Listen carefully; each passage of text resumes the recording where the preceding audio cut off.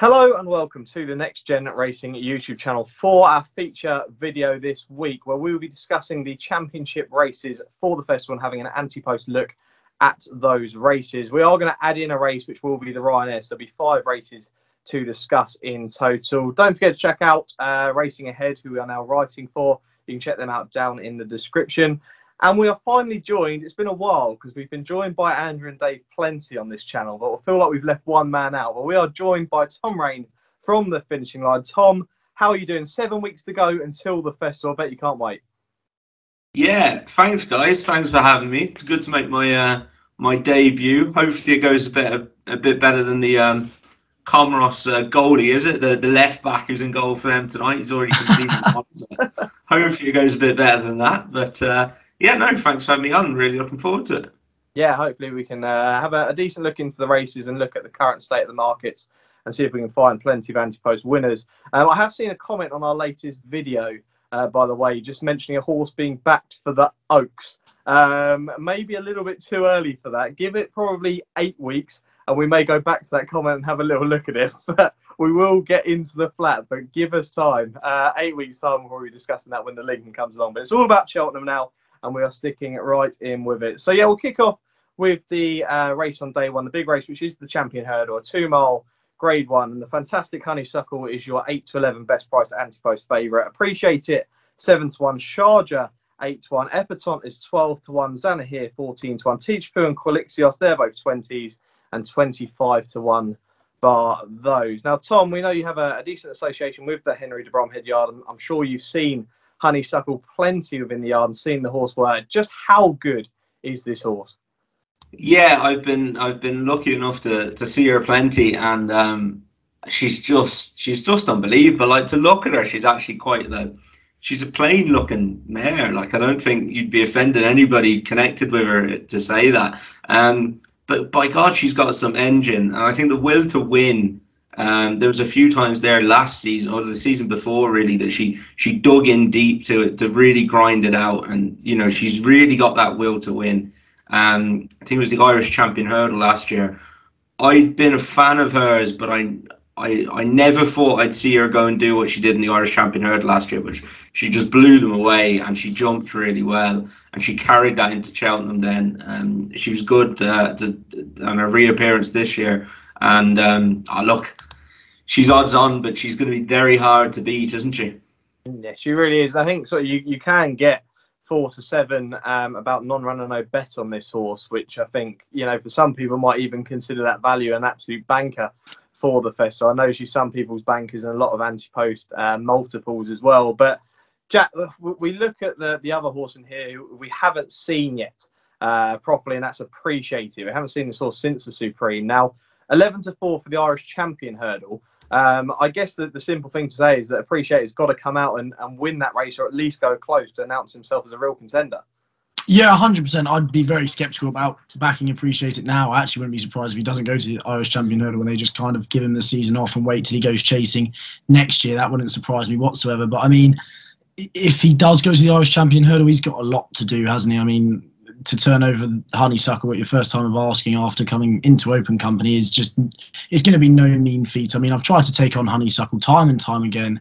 I've been proven wrong time and time again. I mean, she jumps phenomenally, she travels beautifully, and I mean, she thrives around Cheltenham. Unfortunately, I was on the receiving end of Benny to do it in the mares, so I mean, I can't oppose her. But I mean, there's a without market with William Hill at the moment, which is quite interesting to look at from a punting perspective. I mean, I'm really interested in Adagio. I know you've mentioned Adagio as well a lot, Sam, but I'd just be a little bit worried that he's going to run his big race in the Betfair Hurdle, because I think he's still probably even a little bit well handicapped after that great run in the Greatwood. And then also Sharjah's 9 to 2 without Honeysuckle. And I mean, of course, Appreciate It is the big bombshell in the race. If he doesn't improve from last year, I think Sharjah at 9 to 2 to finish second yet again is not a bad price. Yeah, look, Sharjah's a horse that, you know, just doesn't quite come up to the Champion Hurdle level, but an absolute star in his own right. You mentioned there Adagio, Jack. We know I've backed this horse at 33 to 1 for the Champion Hurdle each way. I mentioned when Paul Keeley mentioned about Tommy's Oscar being the best of the British. I actually disagree with that. I think Adagio is the best after that Greatwood run on top weight. I think he's a really, really classy animal. I agree with Jack, potentially still well handicapped, but I think he has all the ability, and you've got to remember this horse finished, I think, a length and a half ahead of Zana here in the Triumph last season. I think that Adagio is one of those horses that's really come from a juvenile campaign and really, you know, turned into a decent hurdler. I know we see a lot of these juveniles go from the Triumph the following season, flop a bit, not to mention Goshen, but I don't want to do that. But yeah, we do see it. But I think Adagio seems like after that Greatwood run, he did look like a proper horse. I think he's got a real engine. I mean, just quickly, Tom, before we move on to the next race, is there anything in this field that could potentially provide a bit of an upset or a decent each way squeak?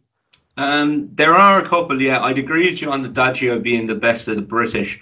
Adagio is a bit of a sore subject for me. We, my partner, who I run the Syndicate Pimlico Racing with, Nathaniel, he actually had the underbidding claim in for Adagio when he won his claimer in France. I think Tom Malone got him for 25 grand, which looks an absolute bargain now. So hurts me a little bit every time we see him run. But the two I'd throw in are Kalixios, who has been beaten a couple of times this year, but was very good at Cheltenham last year. Look, I think these are definitely playing for places. But Kalixios, and the other one would be Saint-Ouen, who I thought was going to be a real champion hurdle contender last year after his win in the county hurdle the year before. Disappointed, but was pretty good on his reappearance behind Sharjah at Leopardstown at Christmas. So again, look, I think playing for places. But yeah, those are two I'd put forward anyway. There we go. Yeah, I think we're all in agreement that Honeysuckle is definitely the one to beat, but very easy to say that. But a couple of potential each-way squeaks in there for you guys. Let's move on to day two in the feature race. There's the Champion Chase. This is, again, a grade one over 2 miles. Shishkin is your 4 to 6 best price favourite. Enigamain is 3 to 1. Chakampour Swad 12. Nube Negra 12 to 1. Greenatine is 16 to 1. Envoile and Politlog 20 to 1 and 25 to 1. Bar these. Now, I mean, the first thing to do that we haven't discussed on our channel, I know, Tom, you discussed it on the finishing line, is the battle that we saw in the Clarence House, which I said I was hoping it would live up to its hype, and God did it. It really was some race. And I did mention that I didn't want these horses, want them to go off and absolutely romp this, because I want this to become, you know, that battle that you often see in horse racing. It seems that way, and we could get round two in the Champion Chase between these two. I think, just first of all, I actually think that First Flow ran one of his best races. If you look at the times, First Flow actually ran an almighty race against these two, even though he was miles back. I thought he ran a really decent race. But look, it seems like it's between these two now. Looking at the market, I mean, we're looking at 4 to 6 and what is it, 3 to 1, and then we're looking at double figures the rest of them. One thing I will say is that Shishkin's got he has the edge now with the win, but he also has the fact that he's won round Cheltenham, he's won the Arkle. Arkle runners have a good record in the Champion Chase. The horse jumps left-handed, which should only suit this horse. And one other disadvantage for Mullins is he's never won a Champion Chase. Jack, we know that you've got a bit of an investment in 25 to 1 on Nube Negra, who you were following last season, who could potentially, again, probably going fresh here, could run a really decent race, but he's got to find a hell of a lot with these two potentially, isn't he? Yeah, I mean, the Clarence House was just quite simply scintillating, wasn't it? I mean, it seems to be the spark that's almost ignited the sport after a year of what's felt like constant media turmoil from one to another kind of story that kept coming up. It seems like the one story which has kind of brought everyone together, and the divide between the sport, whether it's fans of the own sport online, kind of looking at prize money, how the BHA's run and whatnot, it is the thing which seems to have brought us all together. And I think it was absolutely delightful to actually see it. I mean, scrolling through Twitter and social media afterwards, just to see everyone in jubilation together was actually it was brilliant, wasn't it? I mean, it was kind of what we expected in terms of tactics, in the way that Paul Townend tried to push Shishkin all the way. I still don't think Shishkin actually gave the best of his ability. I think it was his sheer determination which actually won him the race. I don't think, of course, he pecked on landing at the 6th, and Nico de Boinville even said that he thought he was cooked coming around the home bend. The interesting thing for me is that the stamina question with regards to the Champion Chase. Of course, the Clarence House is over a furlong extra, but of course Cheltenham has the hill. So I don't actually think it's going to be too different to the Clarence House in terms of stamina. I don't think Enigamain is going to have too much trouble out front if they choose to go out front again. I know Willie Mullins has said they may try and get him beat a different way at Cheltenham, but I'm not too sure if that's just Willie Mullins trying to be Willie Mullins. But yeah, of course, as you said, I am a huge fan of Nube Negra, and if I'm being honest, I probably think it's the best each way bet of the year so far. There's no way, unless we have any heavy ground, I don't think he actually finishes out the frame.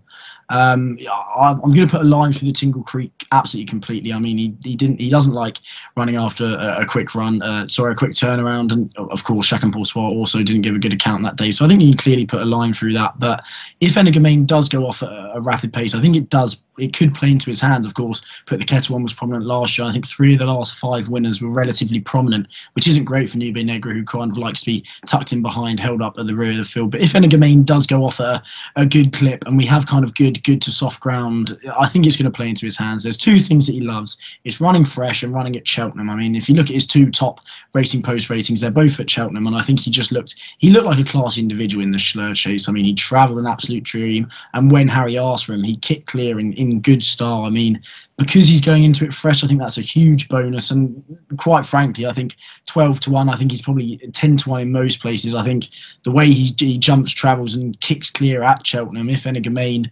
or Shishkin do fail to fire, I mean, all it takes is one mistake. He doesn't really have too much more experience than both Shishkin and Energumen, but I do think he's got a cracking chance. Yeah, interesting to hear that. Yeah, Nube Negra could be a really decent each way bet. Tom, I'd like to say that these 2 in the Clarence House, I had my partner who was watching the race with me, and she has no interest in horse racing whatsoever, but even she was jumping up and down, getting excited after this race. It was a really great advertisement for the sport. Do you think it does rely between these 2, Tom? I mean, we don't necessarily need to overcomplicate this race, or is there anything in there that could potentially, squeeze into the places like Jack mentioned? Yeah, just on the Clarence House there, and interesting, I actually have my in-laws down who have no interest in horse racing, so I told them there's a race on at 3:35 that we all have to watch, we have to be quiet for, and it was an easy one to build up for me, because it was this is Ireland versus England, so as soon as you say that, there's a buy-in. So yeah, we really enjoyed that, and even they said, like, God, that was a really good race.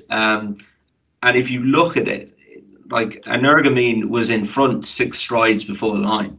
So there's not a lot of a difference between these 2 at all. As you say, I'm really looking forward to round 2.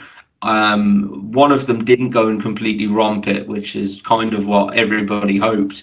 When you build it up so much, you want it to deliver, and it really did. So hopefully now the Queen Mother goes and delivers again. I do think he's going to find it hard to beat him.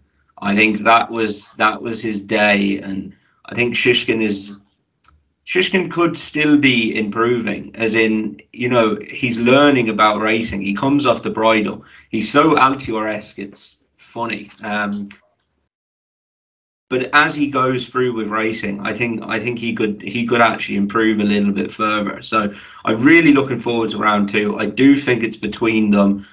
I think the prices are just about right, and I do think Shishkin, probably does hold the cards at the minute. Nube Negra, as you were saying there, Jack, he's just going to travel. Your eye's going to get drawn to him at some stage, isn't it? You can just see him off the pace. You're going to be watching these 2 up towards the front, and Harry's just going to be sat there cantering. And I guarantee you it's going to cross your mind at some stage. Oh my God, he's going to come and pick them up. Even he could end up being beaten 20 lengths, but I guarantee you at some stage you'll look at it and be like, God, Nube Negra's coming. So, yeah, I wouldn't knock him at all. Yeah, for me, it's between the front 2, probably Shishkin. Betting wise, I don't know. Yeah, you could be right there, Jack, with each way angle on Nube Negra. I'd probably look for that. But yeah, no, as long as it's a good race again, that's all we want. And I would love Energumen to go and get his head in front at some stage, because you're going into next year then with, it's a contest. And what makes these contests is, one wins, then another one wins. It's like Moscow Flyer and Azertiop.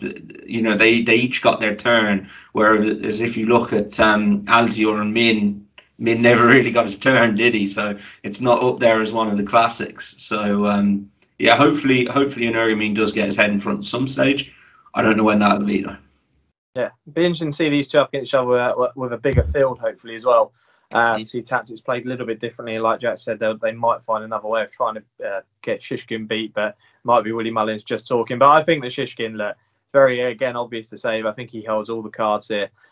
He's going to be very tough to beat on the day. I mean, two horses in there that, you know, I love Nichols in the Champion Chase, I really do, but it's a difficult one with the ability of the front two. But, you know, the likes of Greenatine and even Hitman's a horse that I've always had on my radar. When I was actually watching the Tingle Cricket Stand, I went down and saw Greenatine come in, and Nichols just the first thing he said was that Hitman ran an almighty race. If that horse could jump, he'd run a big race on the big stage one day. And I am very keen to see what they do with that horse. Potentially Aintree might be on the cards after the game Spirit and Newbury, but we'll have to wait and see. But look, I think it's all about Shishkin, and I think he's going to go and do the business in the Champion Chase. We're still waiting to really pull out a real agreement on a fair big price at the moment, but we'll wait to see.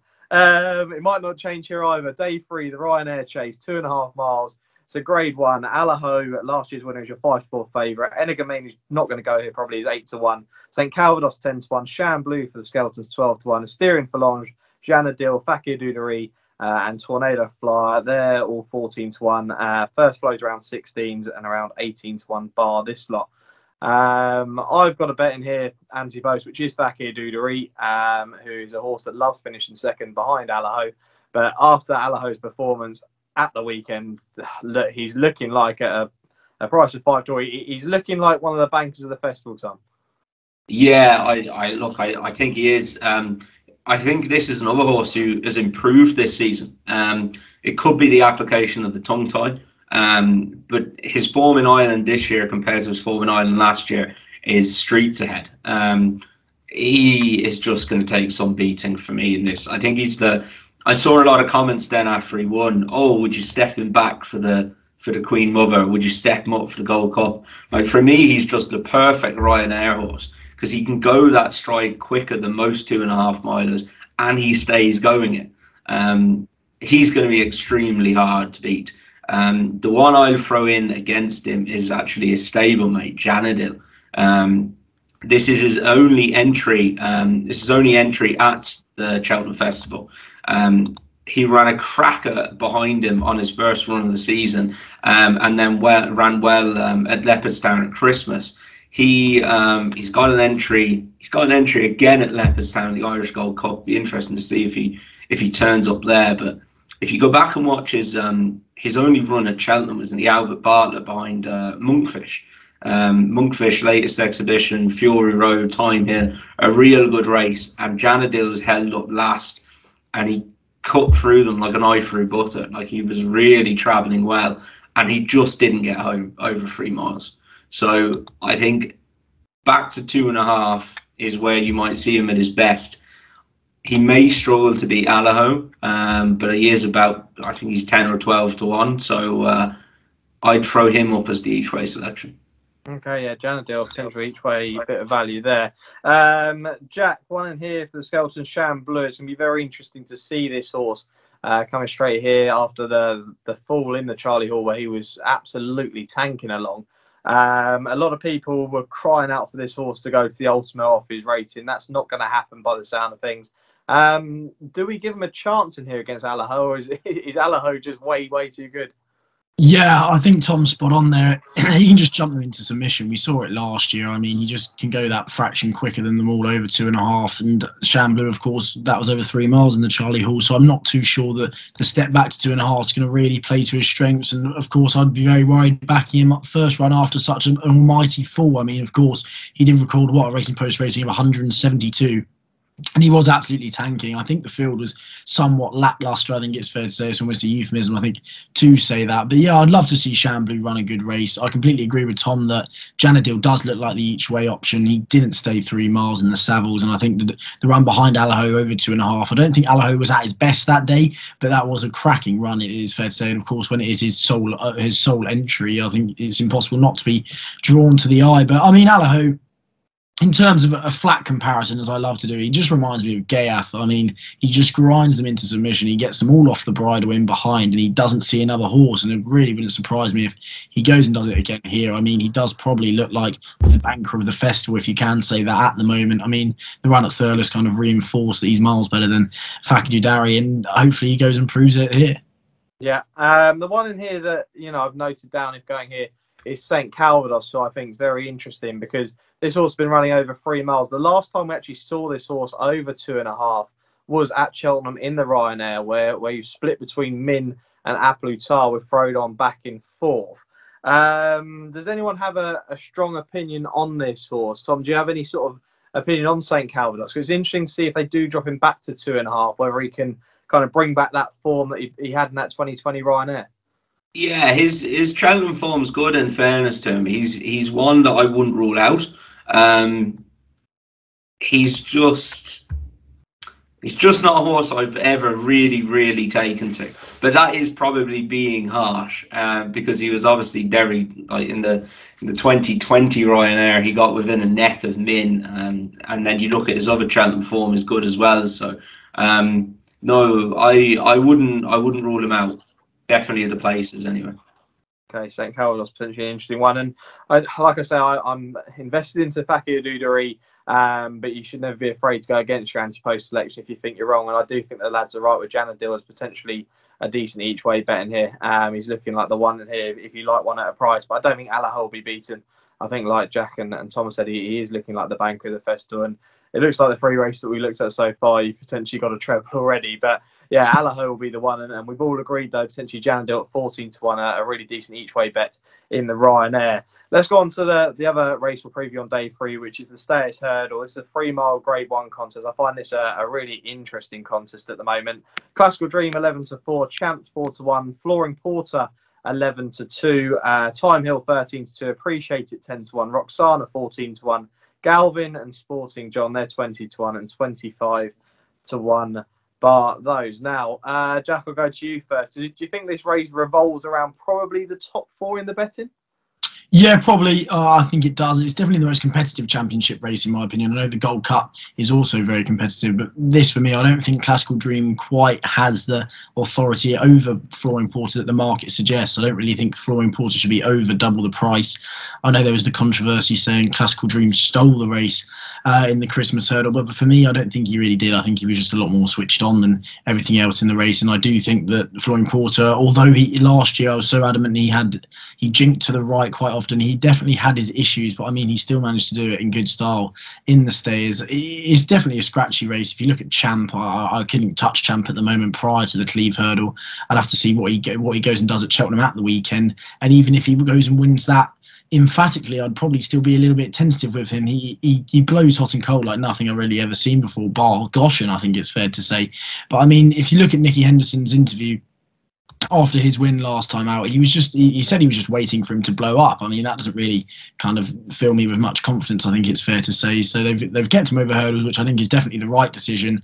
Classical Dream probably has the edge over the rest of them, but I think Flooring Porter probably at the prices is the one looking like the bet at the moment. Of course, I did mention Granois, but I'm not too sure if Gordon Elliott is tempted to send him over to the Pertemps or a handicap. I know they entered him to see what mark he was going to have, but it'd be interesting to see where he goes. I think 3 miles is his trip. I think he's still improving as a 6-year-old. He's currently 66-1.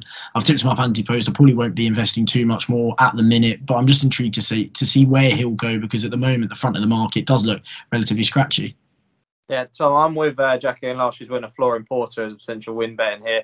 What did you make of that start at Christmas time? Do we think that potentially Flooring Porter, if being more switched on, like Jack said, we know this horse has got a few issues going down to the start and in the parade ring. Do you think that potentially it would have been different on the day if they had a better start? Potentially. I think Flooring Porter sometimes is his own worst enemy. He's riddled with talent. I was listening to Gavin Cromwell on Nick Luck's show on Sunday, and he was saying, like, getting him down to the start and getting him to jump off, like, that's half the battle done then. But if you watch the head on from the race, I didn't cop it until Danny said it, actually. He thought Florian Porter hung left basically into the rail, and he said if I actually could have got off the rail, I would have been even closer again to him. And we've seen him do mad stuff like this before, haven't we? With hanging left, and it does concern me. However, in saying that, he is my selection. And the reason I wouldn't be too worried about his Cheltenham is because he did run straight as a die at Cheltenham. And I think the bigger open space, he's kind of got no excuse. I think the rail was there at Leopardstown. He said, oh, well, I'm just going to hang into this. He's kind of got no excuse at Cheltenham. Castle Dream did nick. I mean, it wasn't Paul Howland's fault. He just put his head down. He was gone. But even as they go past the starter, you can see Danny Mullins looking over, giving out to the starter that he'd let them go. So he did get a bit of an advantage there. And I do just think at the prices, I think Florian Porter is the bet. And each way even, I can't see it. I think this is between the first four, and I wouldn't have him outside the three anyway. Time Hill is a great little horse, isn't he? But again, you wouldn't be surprised for him to find one too good. Champ is back by the look of his Ascot run. I thought that was very good. I thought he travelled like the best horse there by a mile, and he'll be interesting because obviously his jumping was a major issue over fences. I think the right decision by them to stay over hurdles, and it's just one of these. It's so open. I wouldn't be surprised to see Champion win this by 5 lengths, but at the same time, I wouldn't be surprised to see Florian Porter go and win by 5 lengths. So competitive, good race, really. I think it definitely is a good race. It's not one of those where you're like trying to find a horse because you don't like any of the top 4. I actually like all 4 of them. I think it's going to be a good race. And what do we make of Time Hill, who's had a bit of an interesting season? I mean, the run at Otoy, watching that back was horrendous. I was a bit worried for the horse. We definitely saw the horse to better effect at Ascot in the long walk. Jack, like with Time Hill, do you think that potentially he's only going to come more alive when he gets to Cheltenham? Potentially, but if I'm being honest, I think last year was his year. I think he missed out on the year where he could have won the Stayers. I don't know if he's quite at the ability which he was last year. I mean, he's got beaten by Champ, and it wasn't really a race-fit Champ at all. So I think if he was going to win the Stayers, it was going to be last year. And this year just looks a lot more red-hot. You look now, Paisley Park's, 33-1 for the Stayers this year. I think last year was his year, and this year he's got plenty on his plate.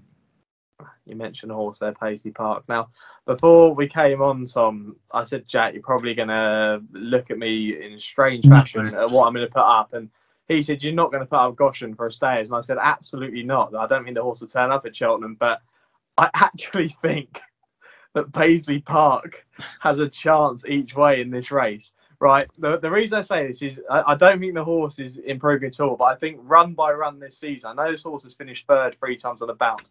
I think this horse has looked better through each run. Now, I think the horse is becoming more and more of a plodder. I think the faster they go, this horse is just there at the finish. He'll keep going. You will see him slowly creeping into your picture on your TV screen at Cheltenham, I'm sure. I hope they keep him a bit closer to the pace than they usually do. They usually stick him quite out the back, and I think he has a lot of ground to make up. I'm not sure he's up to that anymore. I think he's the kind of horse where if they do in the Stayers, as a big field, and they do go off like the clappers, I think he'll just be there plodding at the end. And Cheltenham's made for stories and shocks, and this is one of them, I think. I actually think that Paisley Park has still got something in the engine. I just have this weird belief. And Jack, you're giving me the weird look. I knew you would. Is it my turn? Is it my turn to put up Liz Nagara Oscar now? Is that... I did go through this race a few weeks ago, and he was one I got to, and I said, if it came up, now I think it would have to come up heavy, and I think we all know the chances of that is very, very, very slim. Yeah. But if it did come up heavy, then he is overpriced to grab a place. I think he's going to have to be very lucky to get heavy ground. But the other thing is, like we all talk about when Sprinter Sacre came back, and we all say they don't come back. And when Sprinter Sacre came back, and that brought the house down. Can you imagine the scenes at Cheltenham if Paisley Park won the Stayers? Unbelievable. It'd be unreal. I mean, for Andrew Gemmell as well, he's a great man in the sport. I think it'd be incredible to see that in the interview after. But look, we can only dream. It would be amazing to see, but we'll have to wait. But we're all in agreement that Flooring Porto is potentially a decent bet for the Stayers Hurdle. I think if the race was run tomorrow, I think he's an each way bet to nothing, to be totally honest. But yeah, Flooring Porto, one that we're heavily supporting in the Stayers Hurdle. Let's move on to the feature of the whole week. It's the Cheltenham Gold Cup.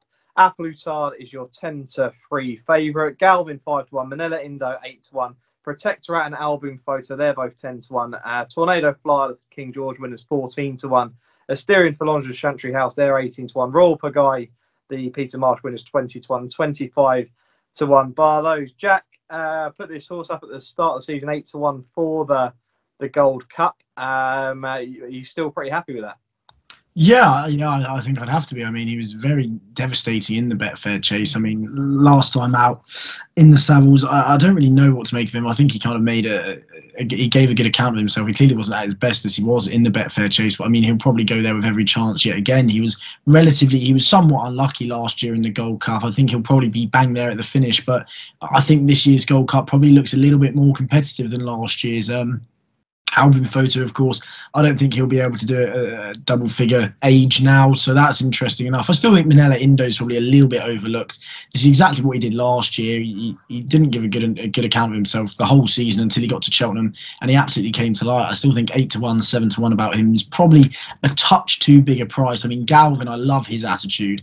I mean, he's as game as anything. He's an absolute warrior. He doesn't like batting down at all. I mean, he'll throw the kitchen sink at a race. And I mean, Davy Russell gave an absolute cracking ride to come wide round that last bend when he was trying to go for the gap on the inside and then came down the outside. But it doesn't still look like the strongest piece of form, the Savills, I think it's fair to say. Ken Boy again running his race, but I mean, he was a length behind Galvin, who won the race. So it is definitely a very competitive race. I'll probably be edging towards Manila Indo at this moment in time at 8-1, just because he comes alive when he goes to Cheltenham. I know you've got to be a brave man to back him after his last two runs and is running the King George, but I think it was a really weird way they put the headgear on and then tried to make the pace with Foden. I thought that was a really weird tactic they used in the King George. He comes to life at Cheltenham, and of course, as Tom said, if it did come up heavy, I think you can't discount Royal Pagaille 20-1. If he was 20-1 on the day, I think that's an absolutely cracking price. He was carrying £17 more than Remastered, 2 stone more than the horse which finished third last time out, and I think if he did give a similar account to the Peter Marsh on heavy ground, he'd be bang there. But of course, I think heavy ground on the Friday, you'd probably be very unlucky if we had heavy ground on the Friday, and I'm not sure what it would be like the few days before, but I'll be edging towards Manila Indo at the moment. Okay, Tom, we know, Tom, that the horses weren't running well for Henry around Christmas time, and Appletard gave a good account of himself in the Savills. Do we think that potentially the horse has now still got more to come after the stable form at that time? Yeah, he was my one at the start of the season. I was taking him and Manila Indo again against the field. And I think a Plutard has got more to offer over the 3 mile and extended trips. If you look at him, he's only had a relatively small amount of runs over 3 miles. 4 runs going the right way, basically. I know he had another one there back at Punchestown a few years ago, but that's not his track. And he's been first, second. So I think he has got more to offer, and I do think he's still relatively unexposed. I think going here like relatively fresh as well will help him. Galvin was good the last day. He stayed on. I never thought Galvin would be good enough to win a Gold Cup, and I'm still keen to take him on. I still think there'll be something there to beat him on the day. Manila Indo does come alive at Cheltenham, but he's going to have to come alive at Cheltenham. 2 lackluster runs this year. The first day at Down Royal, you could give him the fitness excuse. At Kempton, I think Rachel said it herself, they just went too fast. Herself and Bryony just took each other on. Every time one let up, the other went back on again. So he's going to have to bounce back. Album Photo, it's hard to come back and regain your Gold Cup crown, isn't it? And he's a 10-year-old now. Tornado Flyer for a place, but I can see something being better. I might be having a Paisley Park moment here and absolutely losing the head altogether. but I'd throw one out, and I think he's 100 to 1. Melon. Maybe not for the win purposes, right? But this horse has been second at 4 Cheltenham Festivals. I'll forgive him last year. He got ran off his feet by Adagio. He's better with a bit of cut in the ground, and that was on good to soft ground, and he'd been running over 3 miles that year, completely taken off his feet. He came back this year, was a good third in the John Durkan, beaten 5 lengths by Adagio. And he was only beaten 5 lengths by Galvin in the Savills. You know he likes the course. I think the extended trip now is suiting him. And just at 100 to 1, I think you'll back a lot worse 100 to 1 shots. Wow, 100. We don't often see him on the channel, but 100 to 1 selection for the Gold Cup. I just want to discuss price-wise selection that he's put up recently, which is the Skeleton Horse Protectorat in here, Jack. Now, what's fascinating by this is that Sam Brown, who ran at the weekend and came within half a length of Royal Pagayan and the Peter Marsh, well, Protectorat beat this horse by close to 50 lengths in the Many Clouds. Now, could we be looking at a potential weapon that's on the improve here in Protectorat, and how good could he potentially be in here? Weapon, I think you may be pushing it there. I mean, if you look at his last 3 runs in isolation, you say he's definitely progressive. I mean, he won the Grade 1 Novice Chase at Aintree, finished second in the Paddy Power under a huge weight, and then hacked up in the Many Clouds. I mean, it wasn't the best Many Clouds, it's fair to say, but I mean, he was relentless that day through the tough conditions. But I mean, even if you look at finishing second in the Paddy Power Gold Cup, it's not actually the worst bit of form. I mean, to go on to win the Gold Cup, of course, Long Run did it when finished, I think, second in the Paddy, or was beaten in the Paddy Power Gold Cup before then beating Denman and Quarto Star by 7 lengths in the Gold Cup the next year. So it is possible to do it. But I just think he's got a lot on his plate with the Irish Raiders. We see it time and time again. I'm definitely the one to put up the English horse against the Irish Raiders, and yet again always get proven wrong. And this year, if Dan Skelton has the winner of the Gold Cup, I'll be a very happy man, but I probably won't be backing him. Okay. Tom, just with regards, I know you mentioned the Willie Mullins runners. Do you think out of the lot that are in there that potentially Tornado Flyer is going to be the best of them, or show the best run? I know you've mentioned Mellon at 100 to 1, but who do you think realistically is going to be his best horse in there on the day? I think if you go off jockey bookings, I think Paul Townend will ride Albin Photo, Danny Mullins will ride Tornado Flyer, and then somebody else will fit in on Mellon. You could be looking at Patrick. You know, he's ridden him a lot in the past, hasn't he? So you could be looking at Patrick. He's got Brian Hayes and Brian Cooper have been riding a lot for him as well.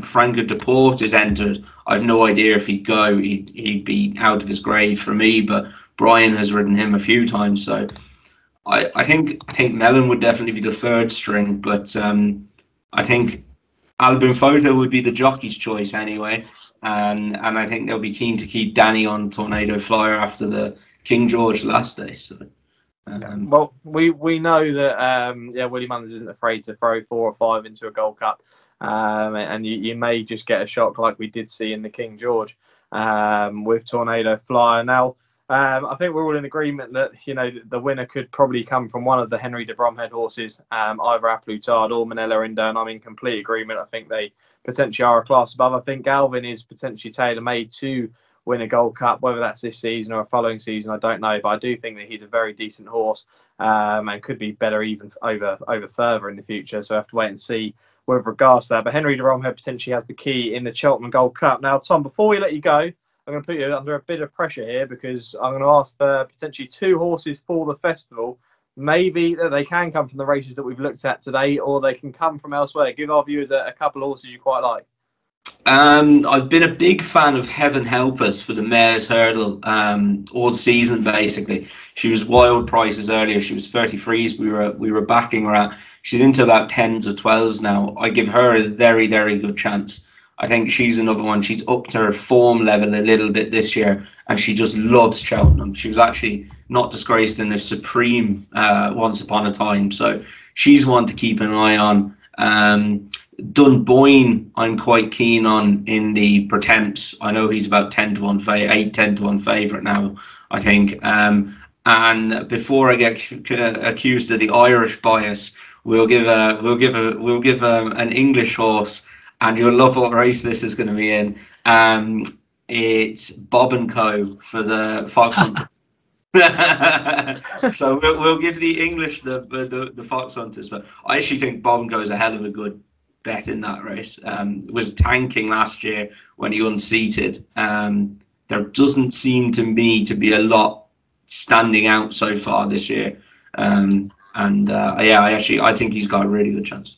Yeah, and I haven't heard much on the favourite in the Fox Hunters. It Billaway in the Fox Hunters. I haven't heard much on where this horse is going. Do you know anything, Tom? Yeah, Billaway actually ran at the weekend. I think it was second or third. But Billaway always runs terrible on his first race, so I don't rule him out just yet. But I think he's had his chance to win I think last year was his chance to win his Fox Hunters. But you think Billaway will be turning up on the day? I'm pretty sure that's got to be the aim again, is it? Yeah, I imagine Billaway will definitely be turning up. And the other one, sorry, I'll give you another one. You're getting value out of me tonight now. Is keep an eye on Prengard, the JP horse for the cross country. He looks an absolute beast. I went back and watched his French runs, and he looks like a tank of a horse. So yeah, really, really excited to see how he gets on. There you go, Tom Raine at Lucky 15. It's a shame the last one of those is going to get beaten by Tiger Roll. But I was going to say that we are announcing our Cheltenham Festival official preview. That's going to be on the 6th of March, and that will be uploaded around 7 o'clock. And we'll announce more with regards to that and the guests that are going to be on. That will be in a week's time. But it will be the 6th of March at 7 p.m. So do look out for that one. Tom, just want to say thank you very much for coming on. Absolute pleasure, lads. Thanks very much for having me at any time. No worries. And we will be back for our weekend preview on Friday. Thanks for watching.